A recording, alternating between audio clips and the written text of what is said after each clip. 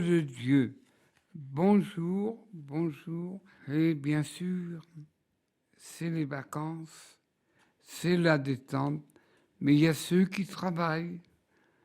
Et aussi, je vous souhaite bon travail et bonnes vacances. Aujourd'hui, bon peuple de Dieu, la Vierge Marie, on est surpris. Elle intervient à tous les pays. Aucun n'est épargné parce que c'est une mère. Elle veut protéger ses enfants. Et voici, en Chine, on n'aurait pas cru, en effet, la Vierge de Donlu. Comme d'autres missions chrétiennes de Chine, celle de Donlu, près de Pékin, vécut des heures difficiles au moment de la guerre des Boxers.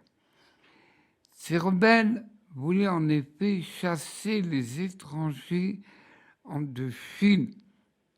En 1900, au début du XXe siècle, plus de 10 000 d'entre eux encerclèrent le village où vivaient quelques centaines de chrétiens. Alors qu'ils s'apprêtaient à donner l'assaut, une belle femme vêtue de blanc apparut au milieu des nuages. Les Boxers lui tirèrent dessus sans toutefois parvenir à la faire disparaître. Leur rage se mua en terreur quand un cavalier de feu les chargea pour les chasser du village. Malgré leur nombre, ils s'enfuirent sans toucher aux chrétiens présents. En remerciement à la Vierge, les villageois lui dédièrent une petite église où un pèlerinage se développa en l'honneur de Notre-Dame de Chine. En 1929, le pape l'a reconnue comme un sanctuaire marial. En 1995, fin 20e, la Vierge, accompagnée de l'enfant Jésus, réapparut à Donlu durant une messe, rassemblant plus de 30 000 fidèles. Le lendemain, la foule fut si énorme que le gouvernement envoya des troupes pour l'empêcher d'arriver sur les lieux. L'année suivante, l'église fut rasée, mais l'image de Marie et de Jésus en vêtements extrêmes orientaux est restée intacte. Vous me direz, où vous trouvez ces histoires? Mais quand c'est reconnu par l'Église, vous pouvez vous y fier.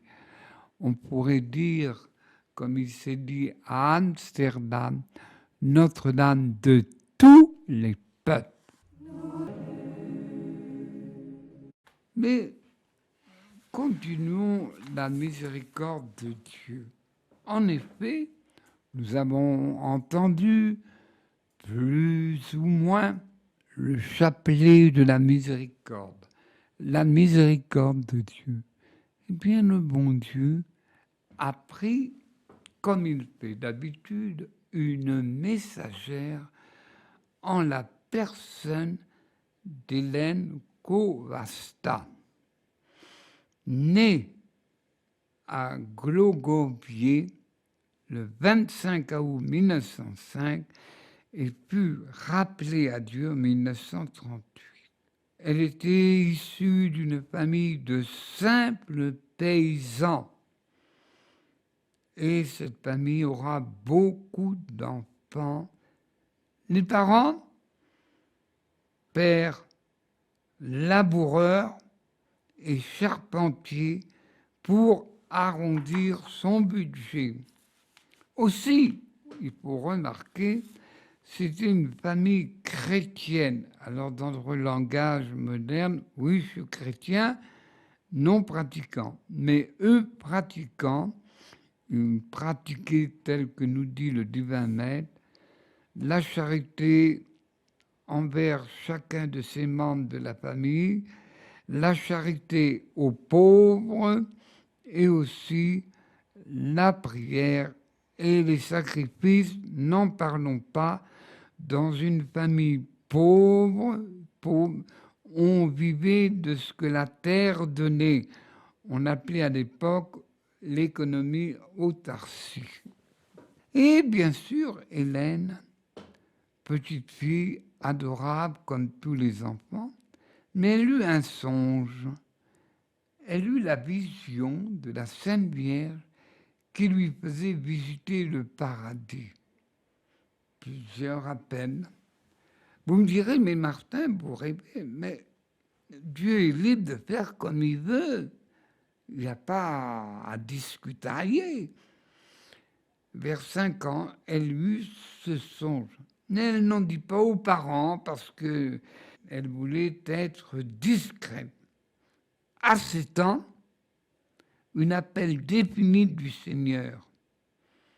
Et là, il lui dit, la grâce de la vocation, je te veux vocation religieuse. On continua la vie comme si de rien n'était. Elle était à l'école 2 ans et elle réussissait bien. Aussi, elle avait un don d'être toujours gaie, de toujours animée, et les frères, les sœurs, les cousins, les enfants du village, tous aimaient l'écouter, raconter des histoires, chantant toujours. Il y a une chose dans notre mentalité moderne, dit-on, on ne sait plus chanter. Mais quand il n'y avait pas la radio, quand il n'y avait pas ceci, eh bien, on chantait. Maintenant, on ne fait que d'écouter. Bon, une autre époque. Et aussi, il faisait sacrifice et prière. Et elle était de cette partie. Et il est vrai qu'on était dans une ambiance chrétienne. Mais cependant, au bout de 2 ans, 9 ans, il y avait besoin de main-d'œuvre. Et alors, elle travailla, gardait le petit troupeau, toujours active, mais aussi Dieu, Jésus l'appelle et lui dit, je veux te voir religieuse, c'est ta vocation. Elle va trouver ses parents spontanément, et ils n'avaient pas les moyens. Il fallait à l'époque apporter son trousseau, mais il ne pouvait pas. Avec 10 enfants à élever, c'est pas possible. Tu iras travailler. Et quand elle eut l'âge de travailler, elle travailla chez les fermiers un peu plus aisés, et on l'appréciait, car son travail bien fait, sa bonne humeur et tout, donnait beaucoup de joie dans la famille. Et les parents disent 2 fois non. Non pas qu'ils étaient contre la religion, contre l'Église, bien au contraire. Mais à cette époque, comme chez nous en France, on avait besoin de main-d'œuvre. Et elle se faisait bien sa part. Et quand elle était un peu plus grande, on la paya. Et l'argent, elle le donnait aux parents. Vous voyez les mentalités. Elle les donnait aux parents. Et là, un grand événement dans sa vie. Les enfants à l'époque aimaient bien danser, c'était la seule distraction de l'époque. Et là, elle danse et tout d'un coup, elle voit en vision Jésus tout torturé, dépouillé, couvert de blessures, comme il était au moment de la Passion, c'est-à-dire dans le monde catholique, le Vendredi Saint est aussi ridiculisé par les ennemis de l'époque. Alors Jésus lui dit, pars tout de suite pour Varsovie, aventure, sans monnaie, ni habit de change, elle prend le train pour aller à Varsovie. Elle ne prévient pas ses parents et l'une de ses sœurs. Tu diras à maman qu'elle ne s'inquiète pas, je vais à Varsovie dans un monastère. Et là, elle fut mal accueillie par les nombreuses familles religieuses de Varsovie. Elle chercha, elle ne se découragea pas. Et enfin, elle va dans un monastère de la miséricorde. Et quand on voit le recul du temps, on comprend pourquoi. Et dans ces monastères, elle fut tantôt, elle n'avait pas d'instruction, mais elle avait un bon sens paysan. Jardinière, elle était cuisinière, portière. Mais le clergé de cette époque était prudent. Oui, il ne faut pas leur en vouloir, car il y a beaucoup de gens qui disent j'ai eu ceci, j'ai eu cela, et c'est une pure imagination. Mais cependant, dans tous ces appels, Jésus un jour se fit voir. C'était le 22 février 1931. Une journée de travail bien remplie à la boulangerie du couvent de Plock, où elle vient d'arriver. Sœur Faustine retourne dans sa cellule. Soudain, Jésus est là, grand, plein de lumière, vêtu d'une longue tunique blanche. Il levait la main pour bénir et l'autre main reposait sur son cœur. De son vêtement légèrement entrouvert, sur la poitrine s'échappaient deux rayons lumineux, un blanc et un autre rouge. En silence, je contemplais le Seigneur. Mon âme était remplie de crainte et en même temps d'une joie immense. Alors Jésus me dit, peins un tableau, représente-moi tel que tu me vois avec l'inscription et fais écrire, Jésus, j'ai confiance en toi.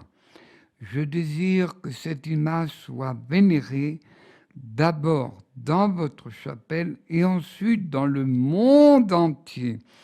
Je promets que l'âme qui honorera cette image ne sera jamais perdue.